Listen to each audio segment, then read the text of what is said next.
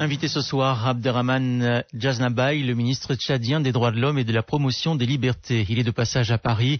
Il était tout à l'heure dans les tribunes ouvertes au public à l'Assemblée nationale où les députés français ont adopté à l'unanimité une proposition de résolution demandant à la France de maintenir la pression sur le Tchad pour obtenir des éclaircissements sur la disparition de l'opposant tchadien Ibn Omar Mohamed Saleh, disparu à N'Djamena depuis 2 ans. Abderrahmane Djesnabay avec Christophe Boisbouvier.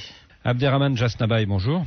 Bonjour. À l'unanimité, l'Assemblée nationale française vous demande d'accepter des observateurs étrangers dans le comité de suivi qui travaille sur la disparition d'Ibni. Quelle est votre réaction ? D'abord, je trouve que c'est une bonne chose que les parlementaires français s'intéressent au sort qui est arrivé à un ami qui est Ibn Omar Mohamed Saleh, aujourd'hui disparu. Je voulais dire également que j'ai assisté au débat et lorsque la question nous sera adressée directement par le gouvernement français, je pense que le gouvernement tchadien décidera. Donc il n'appartient pas au ministre des droits de l'homme que je suis de prendre une décision aujourd'hui. Dans tous les cas, nous allons examiner et donnerons une réponse en temps utile. Mais vous allez l'examiner avec bienveillance ou au contraire avec méfiance ? Non, si nous avons déjà accepté la première commission, une commission internationale qui a eu à travailler pendant 6 mois, donc en ce qui me concerne, le fait qu'il y ait des experts internationaux ne me gêne pas en tant que tel. Donc quand le ministre français des Affaires étrangères, Bernard Kouchner, va vous suggérer d'inclure des représentants étrangers dans ce comité de suivi, comme il l'a indiqué à l'Assemblée nationale française,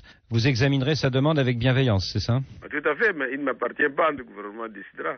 Alors à l'origine de cette résolution de l'Assemblée nationale française, il y a un constat depuis 18 mois, depuis septembre 2008, c'est-à-dire depuis la fin des travaux de la commission d'enquête tchadienne sur la disparition d'Ibni. Rien n'a bougé. Alors pourquoi l'enquête n'a-t-elle pas avancé ?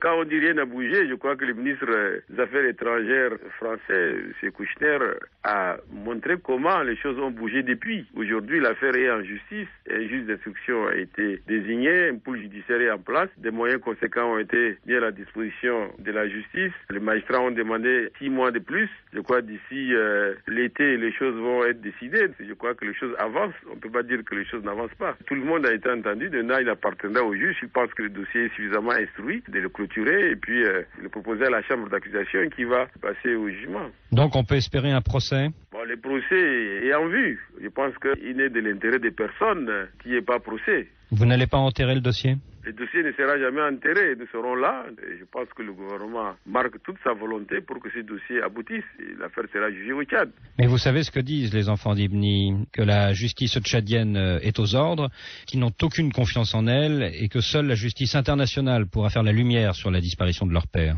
Bon, mais ça c'est une position de principe. Je crois que dire ça c'est bien, mais nous voulons être pratiques et nous voulons que les magistrats puissent prendre leurs responsabilités et que les choses soient jugées au Tchad. Ce qui concerne le gouvernement, nous allons tout faire pour que les magistrats soient libres et indépendants et qu'ils jugent l'affaire en toute sérénité, en toute conscience.